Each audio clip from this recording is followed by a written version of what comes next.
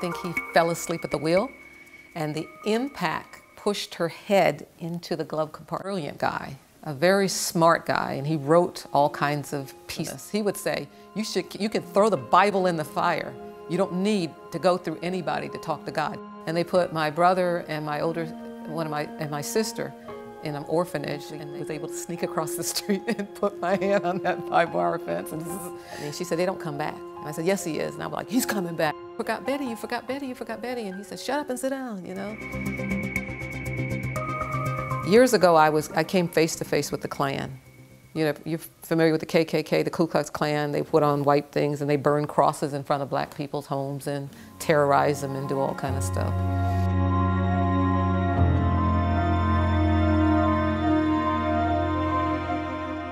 And I came very close to the Klan by accident.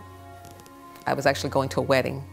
What do? Do you trip them? You know, what do you? I mean, they got those long skirt things. They can't outrun me. Plus, it's a whole lot of black folks here. Mad too? Come on, try that, you know.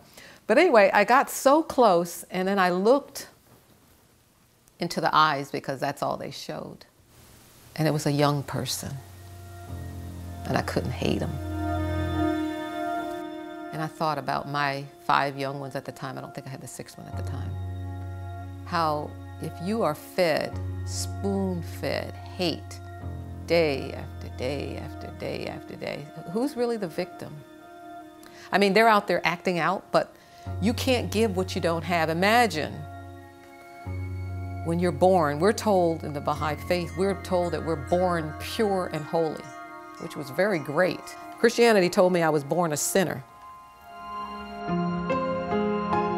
You're a sinner, you're a sinner, you're a sinner.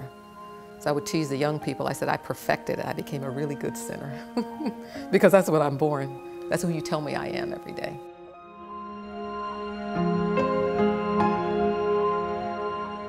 So this child was born pure. This KKK robe-wearing, hate-mongering person was born pure.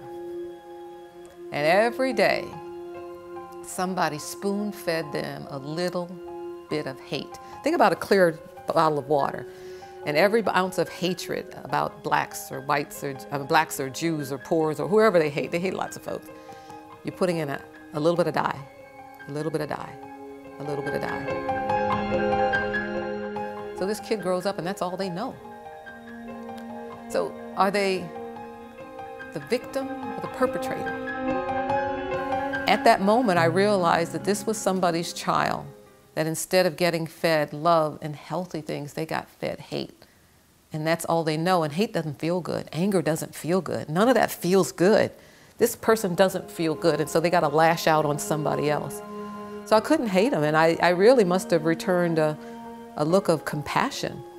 And I thought about it later, and I realized that if somebody is full of hate and you return more hate, you just put more dye in there with that. But what if you put an ounce of love, and that's clear water, another ounce of love, and that's clear water, and a little more ounce of love? Eventually, no matter how dirty and murky that water is, eventually you might be able to clear it up so that they can at least see a little bit of the light.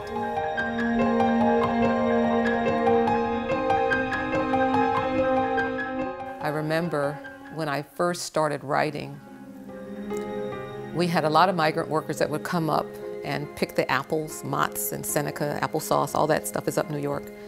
And they would come up during the fall and they would stay from the South. Like we went down there, they would come up and they would work until the first frost, and then they would go back to Florida and wherever they lived.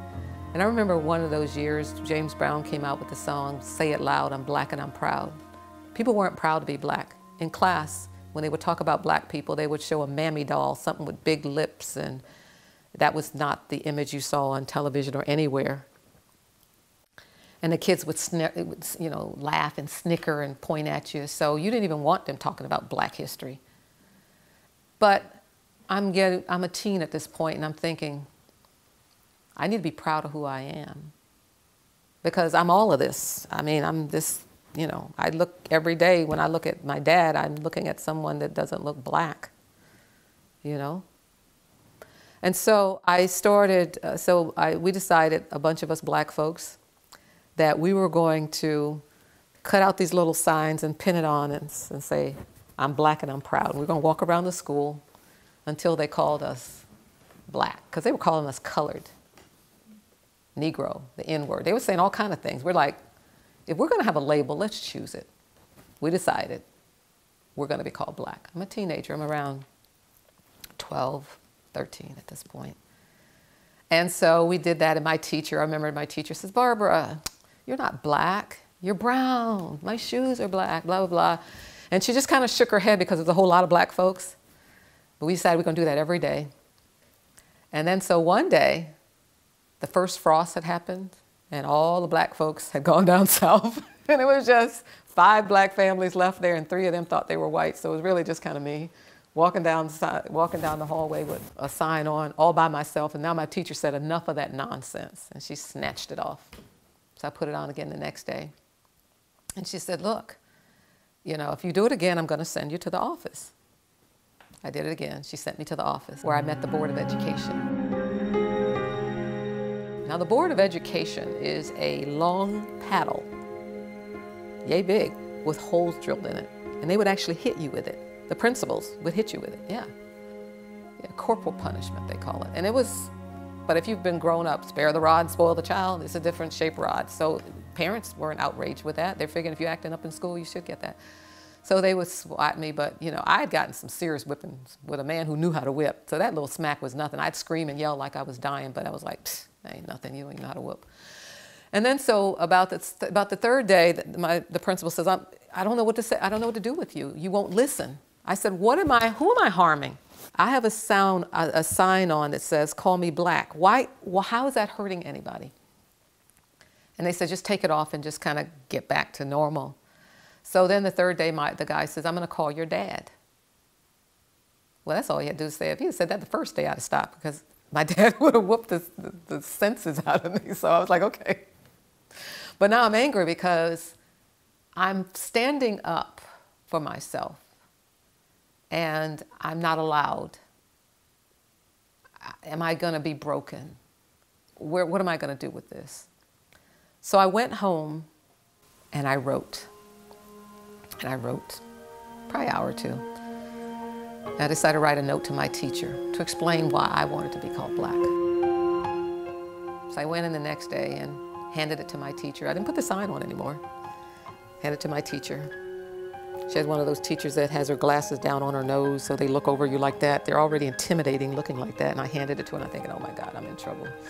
And she would look up, and she'd look up, and then she'd read, and then I thought, oh my God. And then she finally finished, and she says, you really put some thought in that. I said, yes, ma'am, I did. And she's like, okay, I'll call you black. Here's what I wrote. I was sitting in class when my teacher asked why I insisted on being called black. With a puzzled frown, she said, you're more of a brown. So I schooled her in on the fact. Why, she asked, does color oppose you and Negro and names like those? I said, well, it seems to me you're not too fond of being called any of the names we've chose. Actually, we are blacker than you are white because our color doesn't range. If we are black, we stay that way. But your color changes. When you're embarrassed, you turn all red. When bruised, you turn all blue. So I asked you, why are you called white when colored would more suit you? When you're sick, you're yellow and pale. When scared, you turn all white. And your normal color is more of a pink. Are you sure that you were named right? Yes, we are black and we are proud and we want our heritage to show. So we use this name without any shame to let all you quote unquote white people know.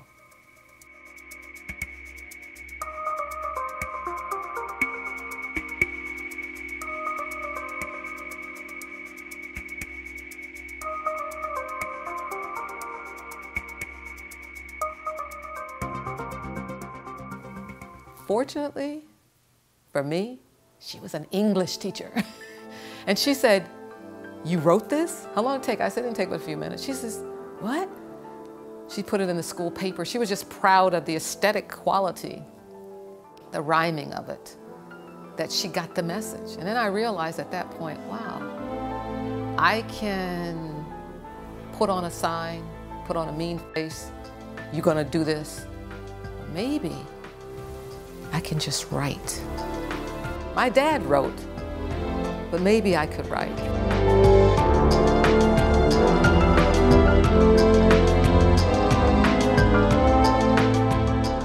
I remember one time I was in the apple field. When you're picking apples, you have these big ladders and you have to set the ladder up in the tree.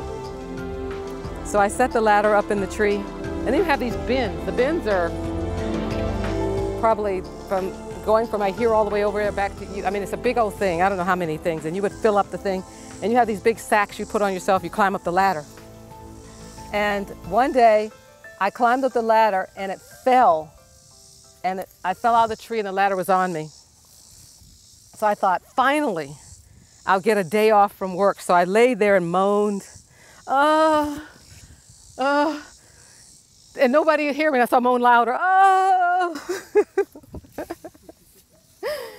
Finally, things started crawling on me, and I just got mad and got up off the ground and put the ladder on and went back to work. I'm like, I could have died here. Nobody would have known it.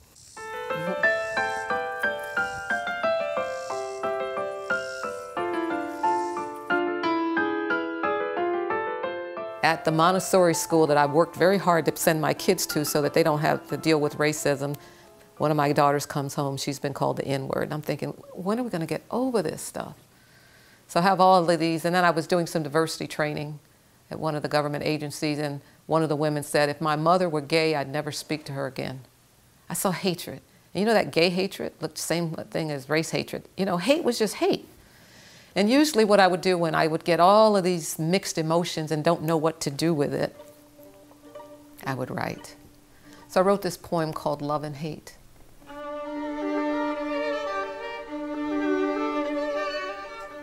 On my way to heaven, we stopped and took a detour through hell. From a distance, things looked pretty okay. I needed a closer look to tell.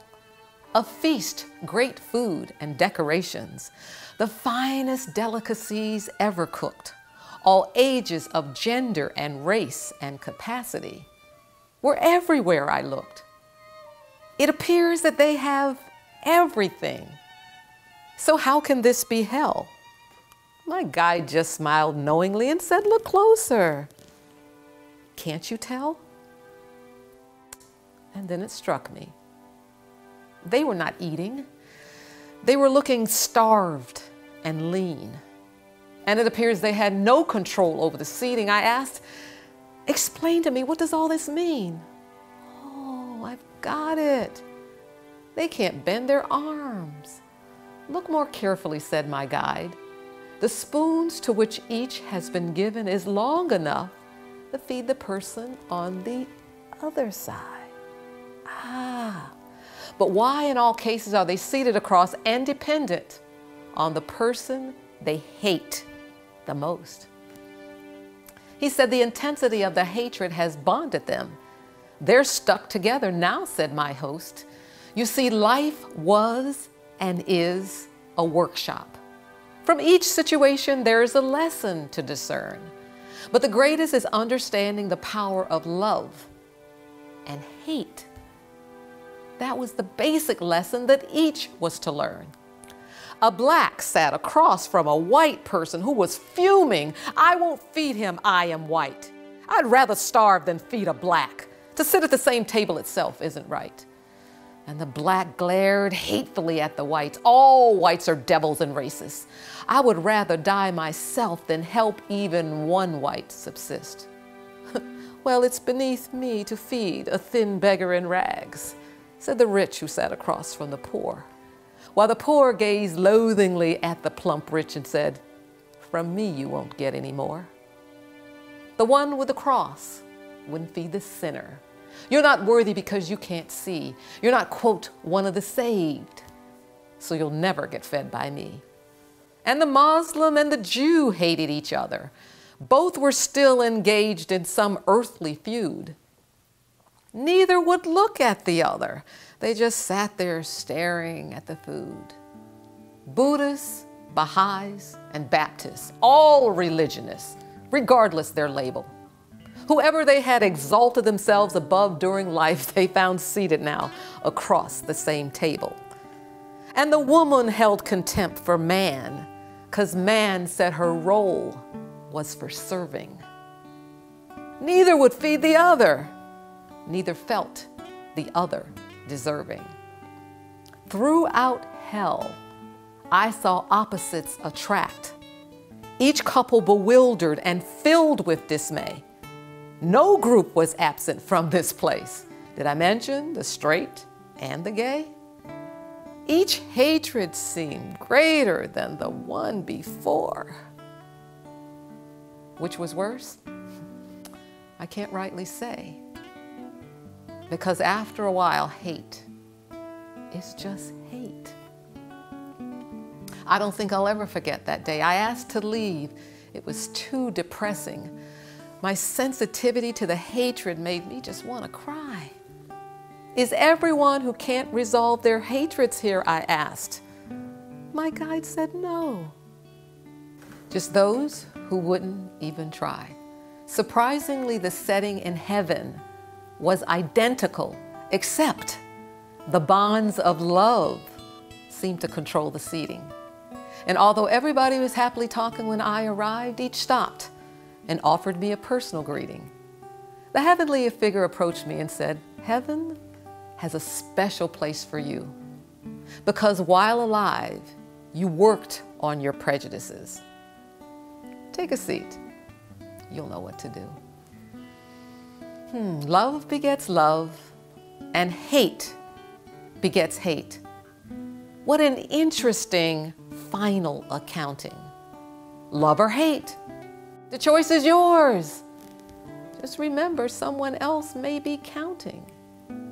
And you may end up with people who love or hate just like you. And wouldn't that be the only fair thing to do? Think about your life now. Be honest with yourselves, confide. Are there some changes that you can make while time is still on your side?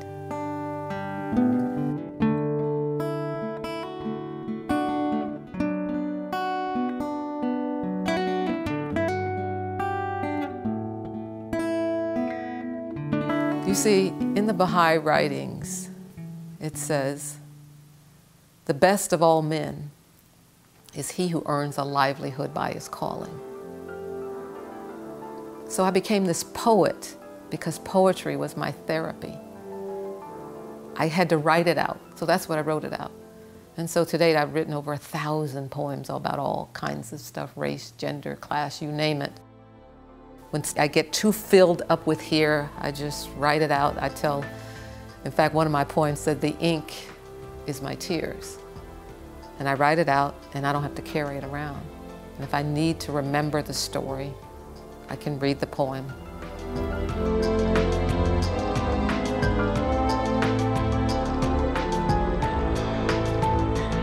I don't have any pictures of me as a baby.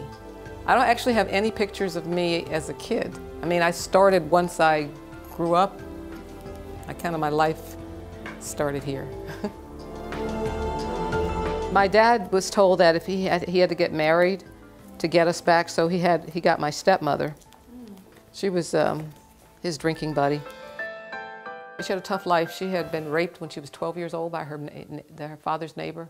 She got pregnant. They came to her and told her that the baby had pneumonia, and they took the baby away and never came back. They said the baby died. She never got closure. So she had a lot of issues growing up. So, you get my dad, he's got his issues. Get my stepmom, she's got her issues. And then